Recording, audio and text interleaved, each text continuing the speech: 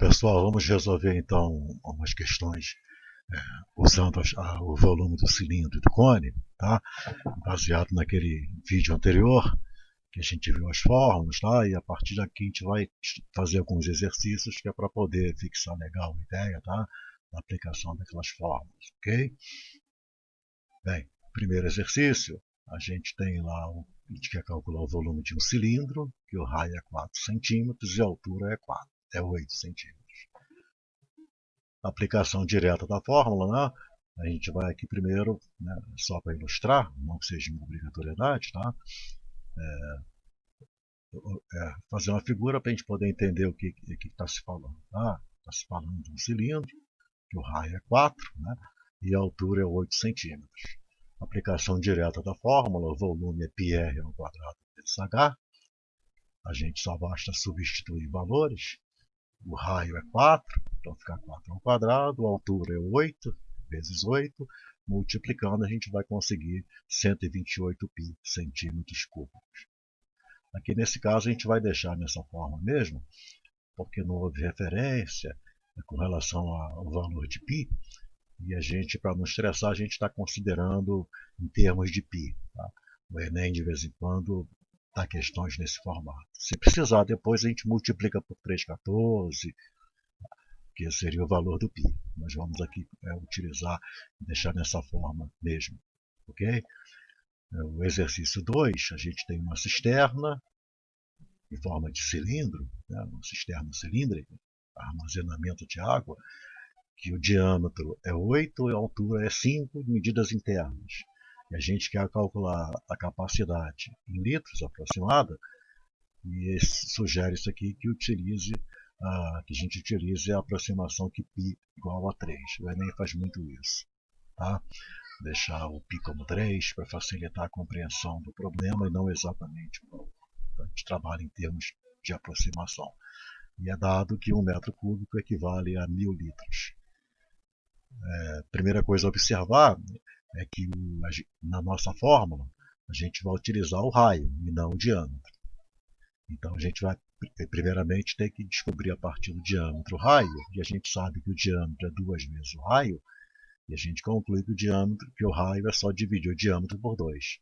Então, nesse caso, atenção para esses casos, em que vier o diâmetro em vez do raio, como foi no exercício 1, a gente vai utilizar aqui, em vez de utilizar o 8 na fórmula, a gente vai ter que utilizar 4, que seria a metade do 8 aqui.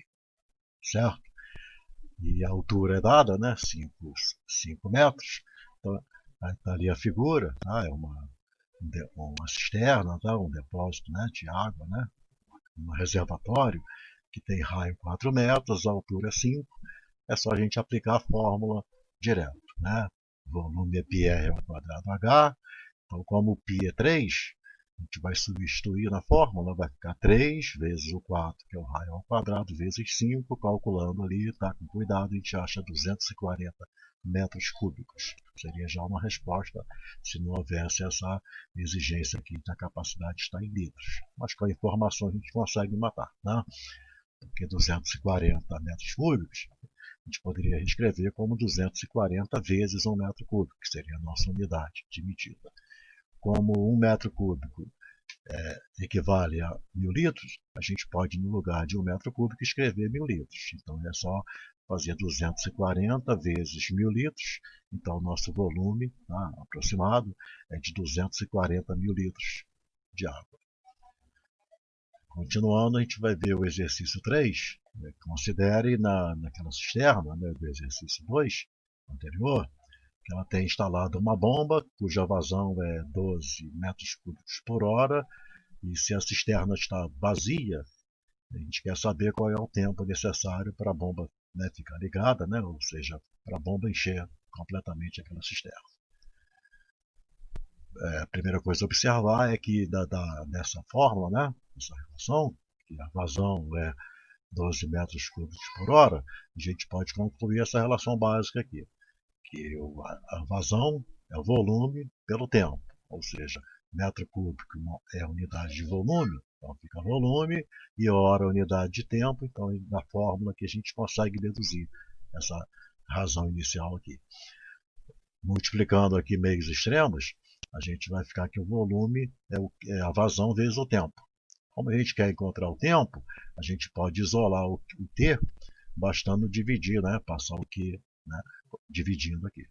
Então, nesse caso, o tempo é só dividir o volume pela vazão. A gente já fez um exercício parecido, só que era uma caixa, né?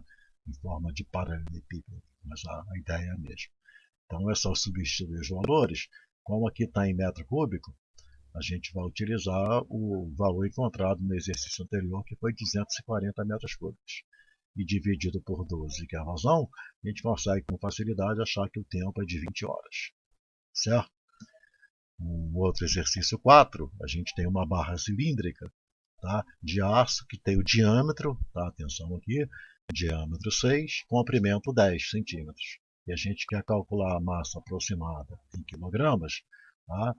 Tem os dados aqui, que 1 quilograma equivale a 1000 gramas, e usando o π, né, como 3 como π, e vem informada a densidade do aço, que é 7,8 gramas por centímetros cúbicos. Aproximado, porque a gente, né, ele quer a massa aproximada, porque a gente está usando o π, né, aproximado aqui. Então a gente já sabe que como tem a barra, tem um aspecto cilíndrico, a gente vai utilizar a fórmula do volume do cilindro, que é o volume é πr ao quadrado h. Do diâmetro 6, a gente já viu anteriormente que a gente basta dividir por 2 que a gente consegue encontrar o raio. Então, nesse caso, o raio é 3. Substituindo na fórmula, né, o volume é πr ao quadrado h, como o π a gente está usando como 3, vai ficar 3 do π, vezes o 3 ao quadrado, que é o raio, e vezes 10, que é a altura, a gente consegue 270 centímetros cúbicos. Para a gente encontrar agora a massa, vamos trabalhar a partir da densidade. Se a densidade é 7,8 gramas por centímetros cúbicos, a gente consegue aqui achar qual é a relação, né, entre a densidade, né, massa e volume. Ou seja, a densidade é a razão entre a massa e a velocidade, e o volume, perdão. Tá? Então, nesse caso, a gente tem aqui unidade de massa, né, e unidade de volume, então ficaria massa por volume. Multiplicando meios extremos, a gente vai conseguir que a massa é a densidade multiplicada pelo volume. Uma relação bem fácil de memorizar até. Então, substituindo os dados que a gente já conseguiu, a gente tem lá que é 7,8, que é a densidade, multiplicando pelo 270, dá 2.106 gramas. Como a gente quer em quilo, é só perceber que 1 quilo equivale a 1000 gramas. Então, 1 grama é 1 milésimo, né? É só dividir o valor em grama por 1000. Tá? Então, substituindo ali, a gente vai ficar aqui 2.106 gramas. Basta multiplicar por 1 sobre 1000 ou dividir por 1000 para a gente traduzir para quilo, né? Para a gente converter para quilo. Então, dividindo 2.106 por 1000, a gente consegue uma massa de aproximadamente 2,1 quilos. 2 quilos e 100 gramas.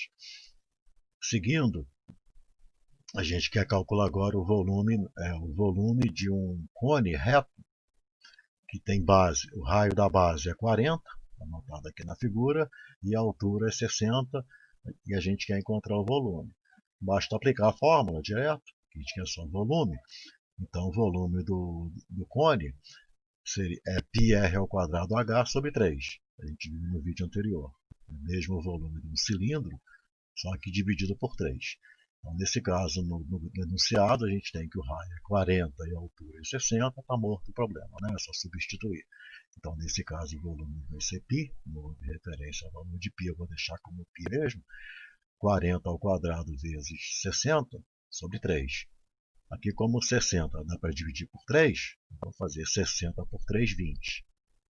Então, vai ficar 1.600, que seria 40 elevado ao quadrado, vezes 20, que é o resultado da divisão aqui, e vezes π, a gente consegue 32.000 π centímetros cúbicos de volume.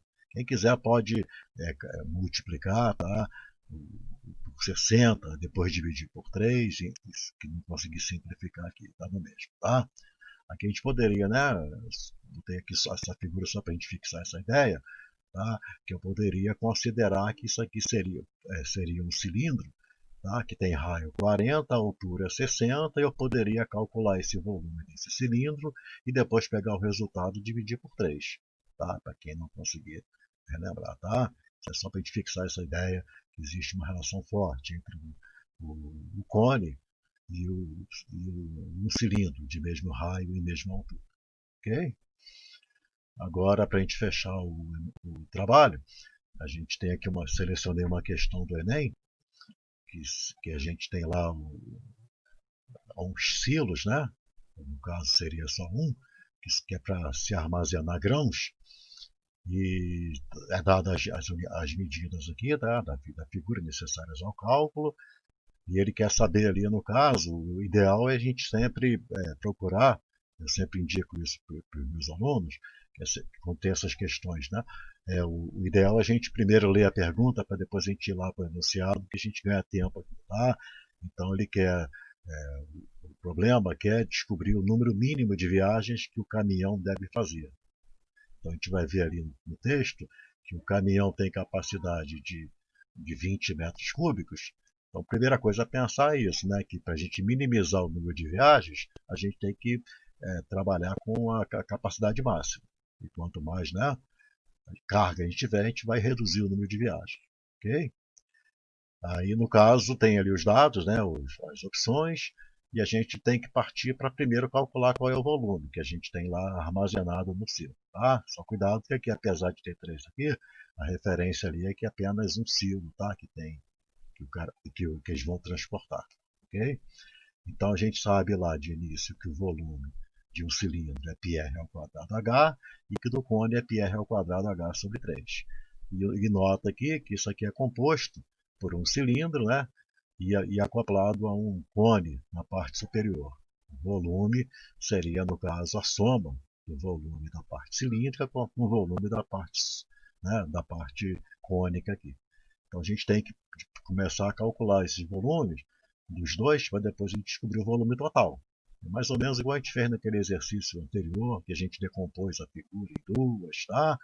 Por aí. Então, nesse caso, calculando o volume do cilindro, a gente, como ele pede para adotar o π como 3, é só substituir valores, né? Vai ficar 3 vezes, né? Que é o π. O raio na figura a gente nota que é 3, ao quadrado vezes a altura do cilindro, da parte cilíndrica, que é 12. A gente vai encontrar 324 metros cúbicos. No caso, agora, para calcular o cone, é o πr ao quadrado h por 3, e a gente nota que, como essa parte inferior é cilíndrica, a gente calcula com facilidade que essa medida, né, do raio da base do cone também é 3. Né? Fácil de perceber isso. Então, substituindo os valores, a gente tem 3, que é o π, multiplicando o raio, né, ao quadrado, 3 ao quadrado, vezes a altura, que também é 3, a gente consegue 27 metros cúbicos aqui. Para calcular o volume total do silo, é o volume, né, que tem na parte cilíndrica somada com o volume que tem na parte cônica. Então, nesse caso, a gente vai fazer que o volume do silo é 351, que é a soma desses dois volumes aqui. Para descobrir agora o número de viagens, basta a gente dividir essa capacidade, né, máxima do silo pelo número pelo total, né, de 20 metros cúbicos, que é a carga máxima do caminhão, que a gente vai conseguir descobrir a quantidade de viagens. Aí eles já fazem de propósito lá, acontece um valor não inteiro aqui. A gente tem que entender de imediato que 17,5, né, aproximadamente, eu tenho que fazer mais que 17 viagens. 17 viagens, eu teria que fazer 17 viagens, depois mais uma viagem levando o que está faltando, né, desses 17,55 aqui. Então daria 18 viagens, ou seja, a gente estaria fazendo 17 viagens com carga plena e estaria fazendo depois uma viagem para levar o que faltou, que seria equivalente a esses 0,55, tá, do volume ali. Uma outra maneira que a gente poderia fazer, para quem tem dificuldade aqui de perceber e na hora ficar nervoso e atrapalhar sempre nessas contas de dividir, é a gente aproveitar, né, a brecha que eles dão, né, que é utilizar o sistema a nosso favor. Né? Então, multiplicar um número por 20 É bem simples, porque é só dobrar e multiplicar por 10. Então aqui, por exemplo, 6 vezes 20 dá 120. Então a gente poderia também usar esse argumento, tá? Em lugar de trabalhar a divisão. É testar aqui, né? A gente tem lá, se eu fizer 6 viagens, eu vou estar transportando 120 metros cúbicos, que é muito pouco em relação aos 351. Aqui é só dobrar para 32, né? Então vai ficar 320. Então com 16 viagens também eu não levo todo o volume ali, ok? Com 17 eu levo 340, que é 17, né? Multiplicado pelo 20. Eu levo 340, não necessariamente o total, porque ainda ficam faltando 11, né? Então eu tenho que fazer 17 viagens a plena carga, que eu levaria 340, e depois fazer uma viagem extra levando os 11 que estão faltando aqui. Então, nesse caso, aqui seria 360, né?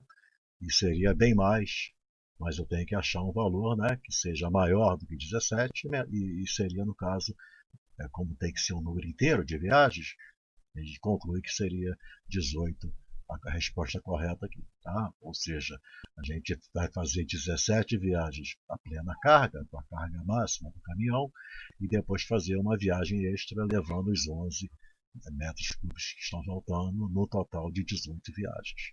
Ok? Seria isso no momento. Depois a gente vai fazer os exercícios, tá, de avaliação, tá, dar uma estudada, passa para o caderno direitinho, para a gente depois conversar as possíveis dúvidas que possam ocorrer. Tá? Um abraço a todos, a gente se vê.